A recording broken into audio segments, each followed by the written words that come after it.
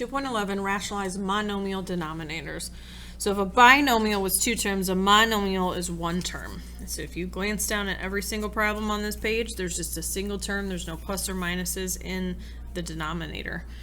Okay, so it says to express in simplest form with a rational denominator. Rational is pretty much everything except for numbers that are kind of the gross ones. They repeat, they don't repeat, or they don't stop. They're the non-perfect squares. So basically what that means is we're trying to rationalize these fractions because you cannot have a radical in the denominator. Let me repeat that. You cannot keep a radical in the denominator. It's just some kind of math etiquette. Somebody along the line just said, nope, it can't happen. So we can't keep the 7 divided by square root of 2. So what you do is you multiply by the square root of 2 over the square root of 2. When I have something divided by itself, what is the value of this number? Well, it's 1, right? Anything divided by itself, no matter how gross it looks, is 1. So I'm technically taking this times 1. And taking something times 1 doesn't change its value. So that's why I'm allowed to do this. And when you multiply fractions, you multiply straight across. This would become 7 square roots of 2 over square root of 4, which square root of 4 is just normal 2. So we get 7 square roots of 2 over 2. And you're making sure that you can't simplify the 7 over 2, the 7 halves. Okay, so it's not too bad. Number 2, 7 divided by square roots of 10. So to get rid of this radical in the bottom, I would multiply by the square root of 10 over the square root of 10 and multiply straight across. So I'd get 7 square roots of 10. This would be the square root of 100, or just know that when you have a number times itself under a radical, it just becomes that number 10. So that's up to you how you want to do it. And 7/10 won't simplify, so you're done. So I want you to try number 3.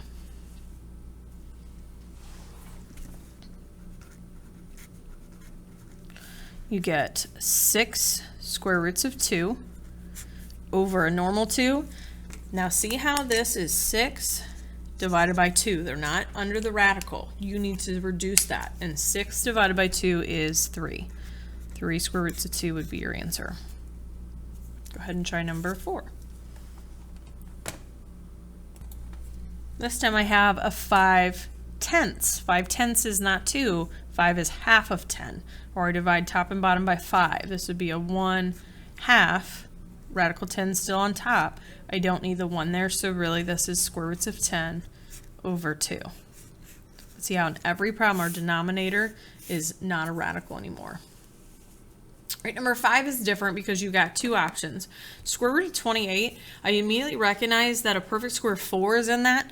So I know I'm going to have to simplify this radical at some point. The question is, do you want to do it now or do you want to do it at the end? It depends. This one I'll show you not doing it until the end, and then how about on 6 I'll show you what it looks like to do it at the beginning. So in this problem I would say, hey, I don't want the radical in the bottom, so I'd multiply by square root of 28 over square root of 28. Multiply straight across, 4 square roots of 28 over just a normal 28. 4 over 28, I can divide out a 4, right? 7 times 4 is 28. So that would become a 1/7. But you cannot leave this radical unsimplified. So this would break off into a square root of 4 times the square root of 7. And square root of 4 is 2. So it'd be 2 square roots of 7 over a normal 7. Now everything's simplified. Versus on number 6, let's say, hey, I know that is the square root of 9 times the square root of 2. And square root of 9 is 3 square roots of 2. So I'm going to rewrite this as 7 over 3 square roots of 2. The only thing that needs to be fixed is the radical. Not the 3, just the square root of 2. So I would multiply this guy by square root of 2 over square root of 2. Then go straight across. 7 square roots of 2. This is 3 times square root of 2 squared, which is just a normal 2, and you get 7 square roots of 2 over 6, and I don't have to simplify. So you pick, do you want to do it in the beginning or do you want to do it at the end? It doesn't matter. And then we get to some that have variables. Same thing, you can simplify now or you can wait. I think I'm going to simplify this one.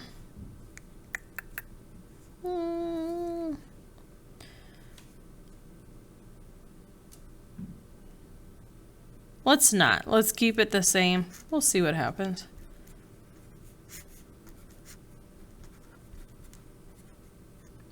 Okay, so I'm going to take it times that radical over itself. And then so I'll have 3k cubed times the square root of 18k squared over, remember this is going to cancel and just become itself, 18k squared. Now I'm going to branch this into what we've got, the perfect square of 9, the leftover square root of 2, and then the k squared would go in the perfect square. So this would become 3k cubed times square root of 9 is 3k times square root of 2 all over 18k squared. And then that would be 3 times 3 is 9k to the 4th power, square roots of 2 over 18k squared. And then you would simplify what is not under the radical. So 9/18 can simplify, and then your k's can simplify. This would be 1/2. I'm not going to put the 1 on top. This would be 4 minus 2 is k squared, square root of 2 in the numerator. And then let's compare that with, on number 8, let's go ahead and simplify the denominator and see what happens. See which one we like. This 12 has a perfect square of 4 in it. R to the 6th can get square rooted. I don't have times, excuse me, times square root of 3r. I'll rewrite this as 4r squared over square root of 4 is 2r cubed square root of 3r. So the only part that is the problem is this.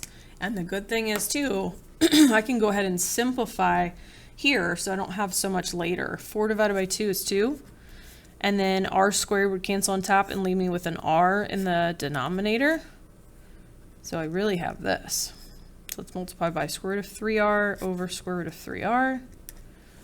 That would get me 2 square roots of 3r over r times a 3r, which would be 3r squared.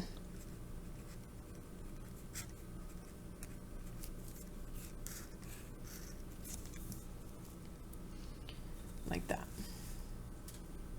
So why don't you pause and try number 9. Okay, I simplified on this one first. That's up to you how you did it. I square rooted a 4 into the 6th, and that became 2n cubed with the square root of n left over. And then I could take away an n from the top and the bottom, so that left me with a 1 over 2n squared square root of n. All I needed to fix was the square root of n. And so that became square root of n over 2n squared times another n, which became 2n cubed in the denominator. I don't think we need to do number 10. You'll get enough practice on your homework.